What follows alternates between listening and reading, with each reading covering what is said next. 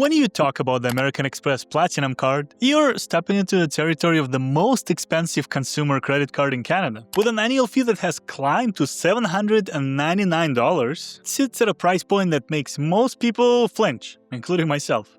For a long time, this card was the undisputed king of the airport and traveling, a heavy metal status symbol that signaled that you've arrived. However, in the last year or two, the conversation has shifted a little bit. American Express has made some notable cuts to the benefits, and the landscape of premium travel has become much more crowded. Today, we're going to look at whether the Platinum Card is still a must-have for the high-frequency traveler, or if it essentially become an overpriced relic of status symbol that is no longer pulling its weight. So, without further ado, let's get right into it.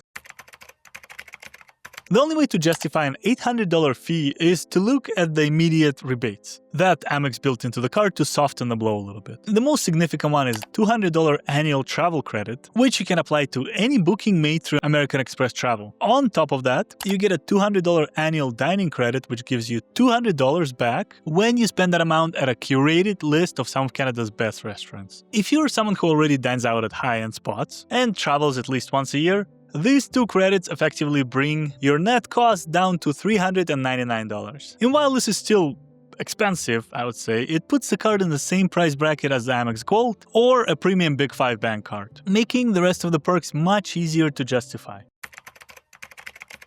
Now, the primary reason people keep the Platinum Card in their wallet, in my opinion, is for the Global Lounge Collection. This is the most comprehensive lounge program in the world. You get unlimited access for you and a guest to over 1,400 lounges, including the prestigious Centurion lounges, Delta Sky Clubs, when you're flying Delta, and the massive Priority Pass network. For a frequent flyer, the value of having a quiet place to work, a hot meal, and a premium drink at every single airport is definitely worth thousands of dollars a year. Have you seen the prices on airport food these days? However, this is also where the cuts have started to hurt. Centurion lounges have become notoriously crowded, leading Amex to tighten guest policies, and some Plaza premium locations in Canada have moved to different access models. While it's no doubt still is the best lounge card, the experience doesn't always feel as exclusive as it did even 5 years ago.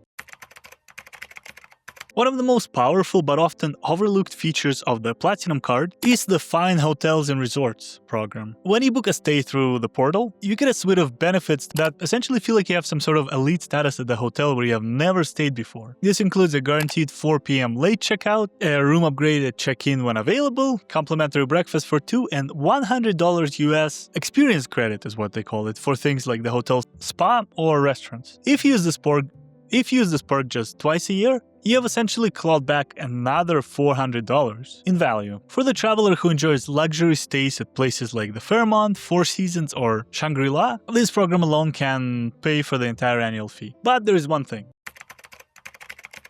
We have to address the reality that the Platinum Card has lost some of its shine, absolutely. Recently, Amex removed the dining discovery perks and shifted the way some points are earned. More importantly, the earning multiplier on the Platinum are surprisingly weak compared to much cheaper Cobalt. You only earn 2 points per dollar on dining and travel, and 1 point on everything else. So if you're looking to earn the maximum number of points on your grocery bill, for example, this is actually one of the worst cards in Amex lineup. And that brings us to the question of status. Is it still the symbol it once was? And the answer is not really, I would say, because the card has been so heavily marketed and is somewhat easy to get as long as you pay the fee. The really cool factor of sliding a metal Platinum Card across the table has somewhat faded. It has moved from being a symbol of wealth to being a utility tool for the frequent traveler. Some people still do, but most people don't get this card anymore to look rich. They get it because they want to bypass the chaos of airport terminal, for example, and get a free breakfast at the Ritz-Carlton. So, the American Express Platinum Card is no longer a card you get just for the prestige. It is a card you get for the perks though. If you travel more than 4 or 5 times a year, the lounge access, the $400 in credits, and the Fine Hotels and Resorts perks make the $800 fee a bargain. You're essentially prepaying for a better travel experience. However, if you only fly once a year, even twice, and you do most of your spending at grocery stores with these prices, you probably do, I sure do, you're much better off with the Cobalt. The Platinum Card is a professional-grade tool for a very specific type of person. And for that person, it's still the best of the best in the business. So, something to think about. Anyways, guys, thank you so much for watching. I'll see you in the next one. Take care.